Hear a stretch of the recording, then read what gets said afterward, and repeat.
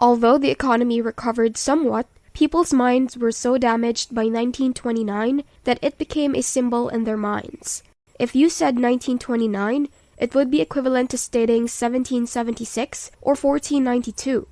Everyone, understood exactly what you were talking about in 1929, when my father, who was 26 at that time, worked as a security salesman for a small local bank. He sold bonds and stocks, but his focus was on selling stocks. When stocks fall 48% after being sold to customers a few months prior, it is difficult to go out and deal with those customers. Even though the market was closed at that time, I was unaware that it had actually recovered more than 20%. People did not believe they were in the Great Depression during that roughly 9.5-month period. Instead, they believed that the fall of 1930 saw a recession similar to those that had happened at least a dozen times before, though not always when stock markets were significant. At the same time, the United States had seen many recessions over the years, so this did not appear to be significantly out of the ordinary. The stock market did really manage to increase by 1 or 2% for a period of roughly 10 days. The stock market declined noticeably in those 10 days, going from a level of 240 to 41. If someone had given me $1,000 on the day I was born and instructed me to invest it in stocks, I would have purchased the Dow average, and my $1,000 would have increased by $170 in less than 2 years. Having a wide range of America marked down 83% in 2 years, and 89% of the high on September 3rd, 1929 was extraordinary, but none of us had ever experienced it. One of the things that comes to mind as I reflect on that time, and I don't believe economists generally like to emphasize it, is that things would have been very different if we had the FDIC at the time. The FDIC was established on January 1st, 1934 as part of the comprehensive legislation after Roosevelt took office.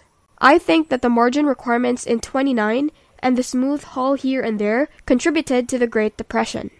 And all of those factors played a role in causing the recession. But if over 4,000 banks fail, that means 4,000 local instances of people saving and saving and saving and putting their money away, and then one day reaching for it and finding it gone. This occurs, as you may know, in all 48 states. That occurs to your neighbors and to your family members, having an impact on the psyche. It's incredible. So in my opinion, the FDIC is one very, very good thing to have emerged from the Great Depression. Otherwise, the world might be somewhat different. The Great Depression continued and lasted for a very long time. But it lasted much longer in people's minds than it did in reality. I'm sure the bank failures hadn't just happened in this country, and the people who thought they were savers discovered that they had nothing when they went there, and there was a sign that said closed. When World War II broke out, we sort of unwittingly adopted Keynesianism and began running budget deficits. Obviously, those were enormous and increased our debt to a percentage of GDP that had never been reached before and had never been breached since, leading to a significant economic recovery. Let me know in the comments if you have any other questions about investing. Let's return to the video. That period was characterized by a sustained lack of economic expansion and a lack of public awareness of the value of the American economy and the many firms that were performing significantly better than they were. If you consider the fact that we're enduring a few months and will endure some many more months, and we are unsure of how it will turn out, but they endured and persevered, prospered over the course of all that time. I don't know, but it took that long to restore in the market a price level that was equal to what it was when I was born 20 years earlier. The American miracle persisted, but it's noteworthy to note that the Dow was only around 280 at the beginning of 1954. And I remember 1954 because it was the best year I ever had in the stock market. The Dow went from 280 or thereabouts at the beginning of the year to just over 400 at the end of the year. And as soon as it crossed 381, that infamous figure from 1929, when it went to 400, everyone wondered, is this 1929 all over again?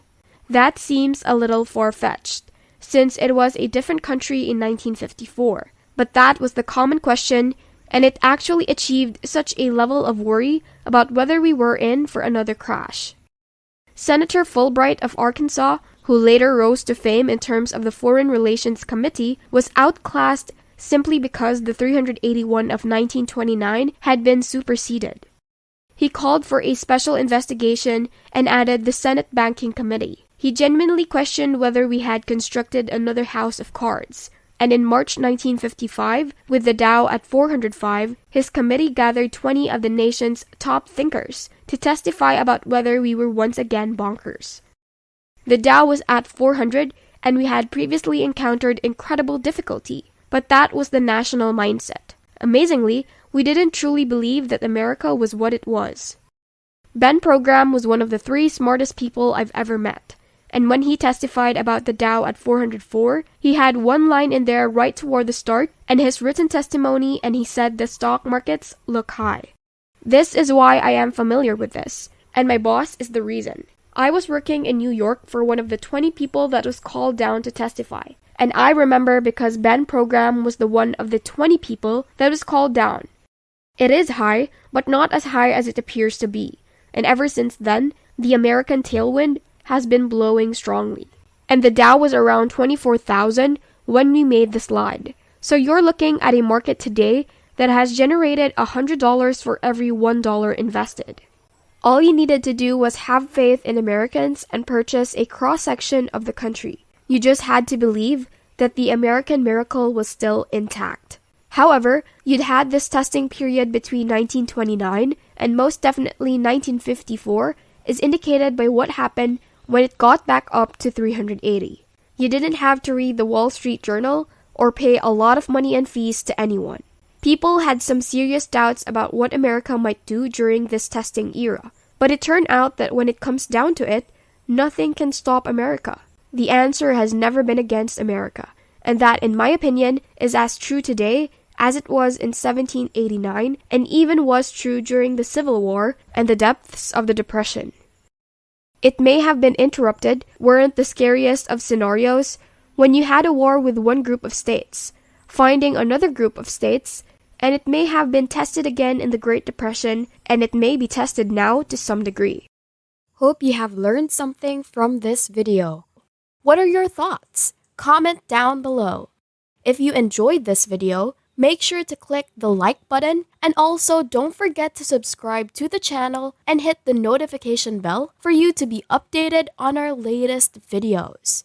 See you in the next video. Thanks for watching. Want to learn more and be more financially literate? Click on the next videos we have in our channel, showing on the screen right now.